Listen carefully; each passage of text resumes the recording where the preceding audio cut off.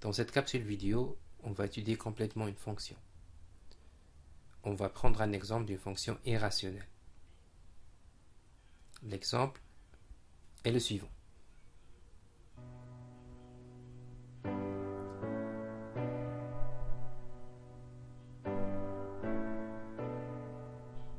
La fonction est donnée par h de x égale racine carrée de x4 moins x carré. Il s'agit bien d'une fonction irrationnelle avec un indice pair. Nous rappelons le plan d'étude générale d'une fonction. Donc c'est un plan qui va commencer par des points. Le premier point, c'est le domaine de définition, c'est-à-dire l'ensemble sur lequel la fonction est bien définie. Propriété remarquable, racine, c'est-à-dire l'intersection avec l'axe OX, parité, voir si la fonction est paire ou impaire. Sur cette base, on va préciser un domaine d'étude qui n'est pas forcément le domaine de définition, donc il est plus réduit que ça. Asymptotes éventuelles, donc les AH, asymptote horizontale, les AO, asymptote oblique, les AV, asymptote verticale. Calcul de la dérivée première, généralement on va faire appel aux formules. Tableau de variation de la fonction qui va nous donner la monotonie de la fonction avec les points remarquables de type sommet. Calcul de la dérivée seconde avec des formules. Tableau de concavité qui va nous donner la concavité de la fonction avec des points remarquables de type PI, point d'inflexion.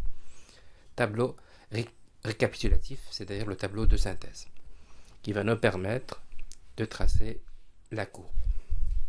C'est très important d'aller chercher ce plan, parce que par exemple, si la fonction est paire, il suffit de l'étudier sur une partie, l'autre sera symétrique par rapport à l'axe Y.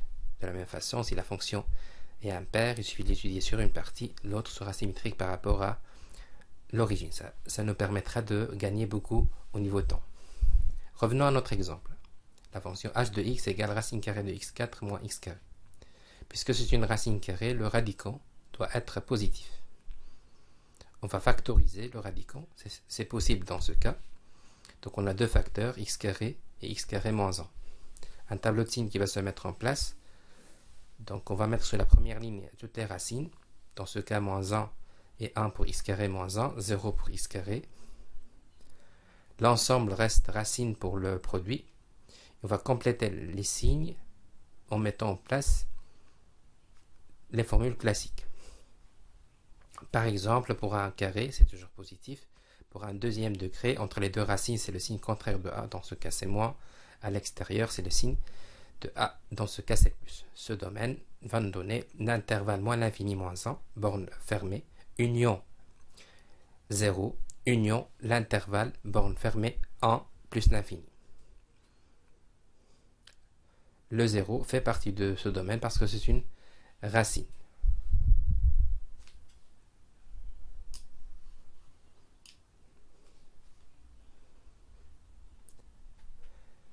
Pour les propriétés remarquables, commençons par les racines de h, c'est-à-dire l'intersection éventuelle avec l'axe de la courbe avec l'axe OX. Il suffit d'annuler la fonction.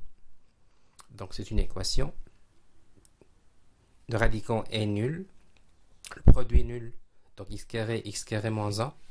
Ce qui va générer 3 points, donc 3 racines, 0, moins 1 et 1. On sait maintenant que la courbe passera par ces 3 points. 0, 0, moins 1, 0, 1, 0.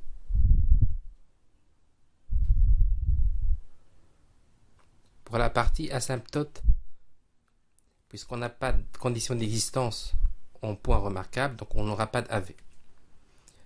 On passera à tout ce qui est AH, donc c'est un comportement en plus ou moins l'infini. On va activer ce qu'on sait sur les limites, donc là on prend le terme qui a la plus grande puissance au niveau polynomial, puisque c'est une puissance paire, donc ça va sortir en x carré, donc ils vont avoir le même comportement en plus l'infini, en moins l'infini. Dans ce cas c'est plus l'infini, ce qui va nous donner comme conclusion, il n'y a pas de AH, on passera pour trouver les AO, il suffit de diviser par x, de la même façon on va trouver plus l'infini, encore une fois on n'a pas de AO, dans ce cas on va parler de branche infinie en plus et moins l'infini. Voilà un exemple où on n'a pas d'AV, on n'a pas d'AH, on n'a pas d'AO. Donc on n'a pas forcément les asymptotes quand on est en train d'étudier une fonction. Alors, on va démarrer maintenant l'étape dérivée. Pour cet exemple, on va faire appel à la formule racine carrée de f', f' sur 2 racine carrée de f. C'est très important, la maîtrise de formule. Maintenant, c'est le calcul algébrique qui va se mettre en place. Donc, il faut rester toujours concentré et attentif. Et n'hésitez pas à factoriser le dénominateur. Dans ce cas, on a un dénominateur de type x, 2x carré moins 1 sur racine carrée de x4 moins x carré. C'est la forme vraiment simplifiée qui va nous permettre d'étudier le signe facilement. On voit bien qu'on a trois positions à étudier. La position x, 2x carré moins 1 et la position racine carrée de x carré de x4 moins x carré. Alors pour le tableau de signe de h', c'est la même démarche, des conditions d'existence, etc. pour le domaine de définition. Alors contrairement à la fonction h a un problème au niveau dénominateur. Donc en fait, tout ce qui est radicand doit être strictement positif. Donc on va garder presque le même domaine, sauf on va exclure le 0, le moins 1 et le 1. Le tableau de signes se construit de la même façon, avec toutes les racines possibles. On voit bien que cette expression va générer moins racine carrée de 2 sur 2 et racine carrée de 2 sur 2 en plus. Sur la première ligne, je vois mes racines. Et pour compléter les signes, on va encore une fois faire appel à tout ce qu'on sait sur le premier degré, pente positive, pente négative. Le deuxième degré entre les deux racines à l'extérieur des racines et racine carrée qui est toujours positif. La dernière ligne sera une ligne de synthèse. Et bien sûr, on va intégrer dans la dernière ligne le domaine de h'. Donc on voit bien que la partie moins 1 et 1 est exclue. Alors après ce tableau de signes de h', on peut maintenant trouver le tableau de variation de h, c'est-à-dire le tableau qui va nous donner une information sur la monotonie, la croissance et la décroissance. On voit bien que le signe négatif de h' nous indique que la fonction est décroissante, de plus l'infini jusqu'à moins 1 qui a comme image à 0, c'est une racine. La fonction est croissante de 1 à plus l'infini. L'image de 1 c'est 0, il va vers plus l'infini puisque c'est sa limite. Et puisqu'on a vu que c'est une branche infinie. Alors maintenant on est dans l'étape dérivée seconde. Encore une fois, il faut mettre en place les formules. Ici il s'agit bien d'une opération de type fraction. Donc c'est plutôt l'opération f sur g. F sur g', c'est f'g moins fg' sur g carré. Très important cette étape, encore une fois, il faut rester concentré, attentif. N'hésitez pas à revérifier votre calcul parce que c'est une étape centrale. Alors ce sont des dénominateurs communs qui vont se mettre en place. Ce sont des racines carrées, etc., etc. Des termes semblables, la double destructivité. Donc en fait, toute la panoplie algébrique qu'on a vue depuis le premier degré. Alors après simplification, donc ce sont des étapes qui se mettent en place. Après simplification, on va arriver finalement à une expression simplifiée, encore une fois factorisée, c'est très important, la forme factorisée, x carré, 2x carré moins 3 sur x carré moins 1, fois racine carrée de x4 moins x carré. Donc voilà l'expression de la dérivée seconde. Chaque facteur va générer éventuellement des racines qu'on va les retrouver après dans le tableau de signes. Alors, encore une fois, notre tableau de signes, donc la forme c'est x carré 2x carré moins 3 sur x carré moins 1 racine carrée de x4 moins x carré. Le domaine est toujours là, c'est-à-dire un peu grosso modo la même chose que h', donc c'est l'intervalle moins l'infini moins 1, borne ouverte, union, l'intervalle 1, borne ouverte, plus l'infini. C'est-à-dire l'intervalle moins 1 et 1 est exclu. Alors le tableau de signes se construit de la même façon avec toutes les racines générées.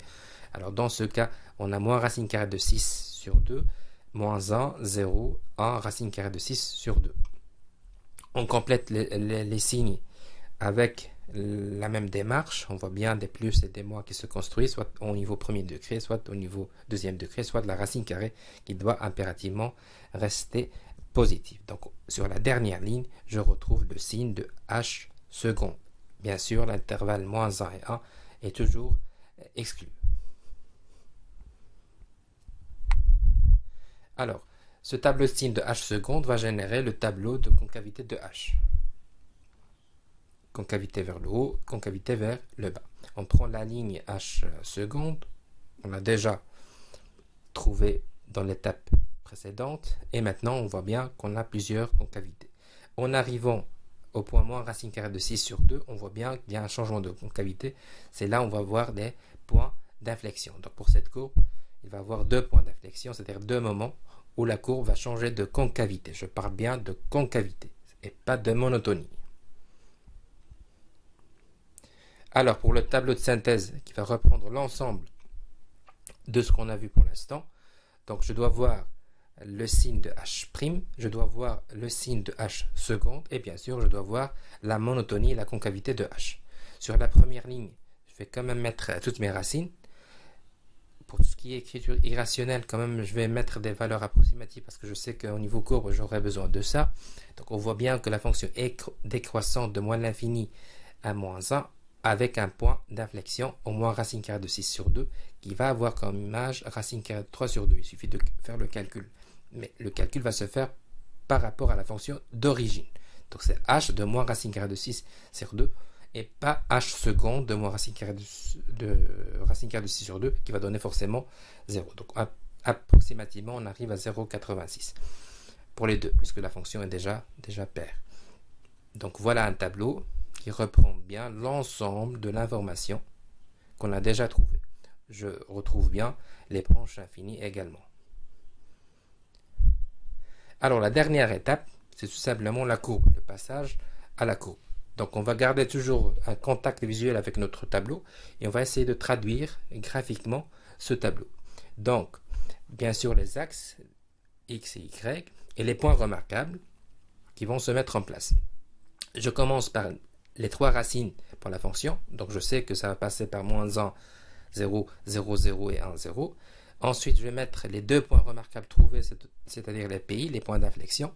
2 points, moins racine carrée de 6 sur 2, racine carrée de 3 sur 2. Et je vais essayer de chercher la monotonie, c'est-à-dire je sais que de moins l'infini à moins racine carrée de 6 sur 2, la fonction est décroissante avec une concavité vers le haut. En arrivant au PI, il va changer de concavité mais en restant décroissante, donc il va arriver à moins 1. Le point 0 est toujours défini. Ensuite, de 1 à racine carrée de 6 sur 2, la fonction est décroissante avec une concavité vers le bas. Il va reprendre sa croissance avec une concavité vers le haut. Et c'est une branche infinie, puisque la limite quand x tend vers plus l'infini de la fonction, c'est plus l'infini. Et voilà notre courbe.